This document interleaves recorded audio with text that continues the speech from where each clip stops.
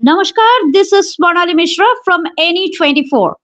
Assam's Community Festival Initiative, launched by Chief Minister Dr. Himanta Biswa Sharma, aims to promote cultural awareness among students from a young age. Recently, 12 primary schools in the Tikalpara Samal area jointly organized a community festival at Nagadum Tea Garden Primary School.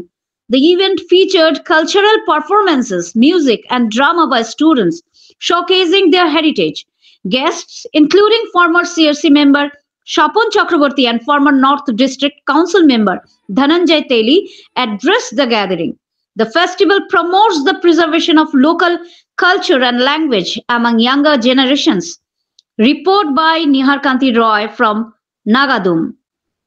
You can watch us on NE24 channel and get more news on our YouTube channel NE24. Subscribe to our YouTube channel and follow us on Facebook to stay connected with us.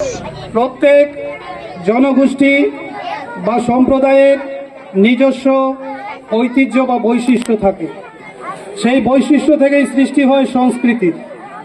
সাংস্কৃতিক বা জাতিগত বিষয়গুলোকে কেন্দ্র করে বিভিন্ন জনগোষ্ঠী নানা উৎসবের মাধ্যমে তাদের এই ঐতিহ্য সম্পর্কে সবাইকে অবহিত করে।